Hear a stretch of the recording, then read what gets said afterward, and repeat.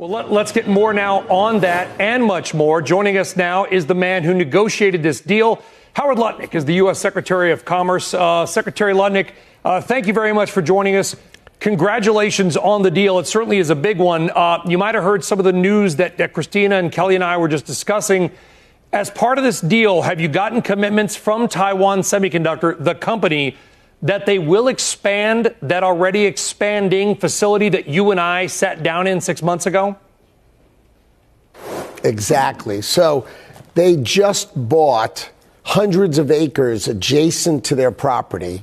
Now, I'm going to let them go through it with their board and give them time. But of the $250 billion of commitment that is directly from companies. So basically, there's two commitments from Taiwan. There's $250 billion that comes directly from companies, and then there's $250 billion supplied by the government to help their smaller and medium-sized companies and bring that whole supply chain to America. So we're going to bring it all over so we become self-sufficient in the capacity of building semiconductors. This is exactly what Donald Trump said he was going to do, and he is doing it today. $250 billion and $250 billion. This is the kind of scale that Donald Trump operates in. So it sounds like the number, I'm not a math whiz like you probably are, Mr. Secretary, but that's $500 billion. I know a lot of that, obviously, is going to go to this Arizona facility that Christina and I were talking about. You've been to, obviously, we were together. Do you expect there will be other investments in the United States made as part of that 250 plus 250?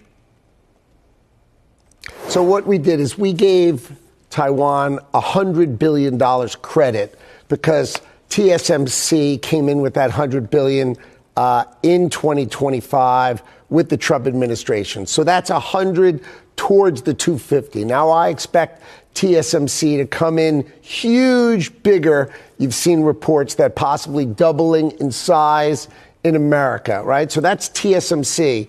But then we have the rest of the supply chain of semiconductors, everything. You have to remember, like, each chip has a translator in it, right? What connects the power to the chip? What connects the chip to what you see on your screen, right? All those bits and parts, they all need to come here. And so we're going to have hundreds of companies coming here. We're going to build giant semiconductor industrial parks in America, and we are going to bring semiconductors home to America. That's what this is. This is a $500 billion down payment on let's bring those semiconductors home. So let's talk about what Taiwan gets. So we're getting this investment. We're getting a commitment from not only Taiwan Semi and their companies, but to your point, the Taiwanese government itself. So both are making agreements. It sounds like what they're getting is a reduction of that reciprocal tariff rate, 20% to 15%. In some cases, if it's an aircraft part, if it's certain generic drugs, that goes to zero. Is that the win that Taiwan will get and want to promote in their nation, and we get the investment in semiconductors, and to your point, Mr. Secretary, this expected build-out, not just in Arizona, but across the country? So it's a couple of fold. Exactly what you've said. They go from 20% to 15%. They get generic pharmaceuticals, airplane parts, things that, we're very accommodating for because we want those things to come in tariff-free. Unavailable natural resources, to the extent they grow something that we don't grow here, that won't come with a tariff. But then there's semiconductors. It goes like this. If they commit to build in America, they can bring in their semiconductors during the time that they're building in America without a tariff. That is special for them. Right? They can build here. If we, at the Department of Commerce, if we approve their plan, they can then bring in semiconductors of 2.5 times that amount. So if they build 1 million, let's say, wafers, they can bring in 2.5 million wafers while they're building in America. So the objective is to bring 40% of Taiwan's entire supply chain and production to domestically bring it into America. And here's the goal: during President Trump's term. This is fire right now. This is it. We're going to break ground. We're going to be building here. These people have committed to try to build this full infrastructure and do it now in America. So that's what they get. If they don't build in America, the tariff's likely to be 100%.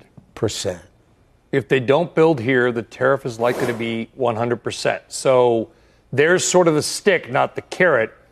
In the room, the negotiations, which you literally just left, Mr. Secretary, is there any acknowledgement or discussion by Taiwan? I'm sure it's come up on our end, but on their end, because the country across the sea, we'll call them Chinese Taipei, of security issues that they recognize it's helpful for everybody to have a less concentrated semiconductor industry in their nation, given some of the aggressive tactics we have seen around China? Exactly. Look, they need to keep our president happy, right? Because our president is the key to protecting their country. So they need to make him happy. So if you say, why would they do this? What? I mean, that is a gigantic commitment to onshoring in America. And the answer is because Donald Trump is vital to protecting them. And so they want to keep our president happy, right? They want to keep the relationship between our two countries very positive. And this commitment to bring it onshore. We need semiconductors for our national security. We need them built in America. We can't rely on a country that's 9,000 miles away from us to deliver us these kind of fundamental national security products. Yeah. So we're bringing it here. This is what Donald Trump promised, and this is exactly what we're focused on delivering. Mr. Secretary, it's Kelly here. I appreciate, if you don't mind, I jump in. I can't help but think while you announce this, what China must be thinking, not just with this Taiwan announcement, but also the 25% tariff on any country that's doing business with Iran, the way in which the Venezuela oil supply, perhaps that they had been counting on as repayment for loans, is now being rerouted. In other words, if they interpret this as a bold move against them, what would you say about that? Is that part of the intention, and what are we prepared for in response? No, this move is really exactly what Donald Trump ran on and what he's delivering, which is we need to reshore semiconductors. This will bring hundreds of thousands of great jobs to America, and it's fundamental to our national security. You know, Donald Trump has a very strong personal relationship with President Xi, and he is the driver of the relationship between China and the United States. It's in Donald Trump's hands. Right. He knows how to play his hand the best of anybody in the world. So this is just fundamental to America. Understood. We need to make our own chips. Should we still anticipate then, or as this is all taking place, that there's still a meeting between the two leaders, in which we understand the president doesn't want to turn the temperature up maybe too high before that meeting. Maybe that's a chance to turn the temperature back down. Yeah, so my understanding so far is that the president's planning to go to China in the month of April. That's been discussed broadly. And I think that's still on, and we're very excited about the prospects of the two leaders meeting and talking. They have an excellent relationship. They talk on the phone. They make sure they understand each other and that the outcomes are the best. Obviously, Donald Trump is focused on the best outcomes for the United States. That's why he makes each chess move that he makes is well considered. And it's been very impressive. I mean, look at our economy. I think we're going to grow over 5% in the first quarter of 2026. I mean, Donald Trump is delivering for the American people. He's delivering growth. He's delivering jobs. We're delivering exactly what he promised. And that's what's so fun about being part of his administration. You think we'll get 5% growth? I mean, you're a former bond trader. You ran a bond investment company. 5% growth, that's a pretty big number, Mr. Secretary. So if you think about it, for all those years, everybody always said the world grows like just below 2%, and the U.S. grows just above 2%. And we were sort of in that, this sort of boring world. Well, Donald Trump said, America is the greatest economy on earth, $30 trillion economy. And if we stop exporting all the power and letting everybody else sell to us while we can't sell to them, then that exports our economy and picks up the rest of the world. We need to make America great. And what's he doing? He's cutting imports, expanding exports, and my prediction, over 5% in the first quarter of 2026 for the greatest economy in the world, having the greatest growth in the world, and you only get that by putting Donald Trump in the Oval Office. Mr. Secretary, one problem on the market's mind that we're hearing about lately is the fact that it might be too strong. In other words, I don't know if you've seen this, JP Morgan is now calling for no more rate cuts this year and think we should get a rate hike next year. And Larry Lindsey, who I'm sure you're familiar with, has actually said the same thing, that Fed policy is a little accommodative right now. So, look, I don't know if we're ready for a moment in which the Fed chair might have to stand up and tell the president and the public, hey, things are going so well that we might have to hike rates at a time that the president's obviously been pushing quite hard on them to do the opposite. So this is what the president talks about. He talks about if inflation is below 3%, right? It's running 2.7%, and we're growing. Why do rates have to be high? Why is this that if we're winning, the Fed should make us losers? And if we're losing, then the Fed should be winner. That's, you know what that is? That's the definition of mediocrity. Donald Trump is here to make America great, and America can be great. Housing requires lower interest rates. You want to make things affordable? Bring interest rates down. So I think the economy can grow at low inflation, right? Our productivity is flying off the shelves. Americans are more productive now, more valuable than ever before. They are. And therefore, we're not seeing inflation, so we can have lower rates and we can have growth.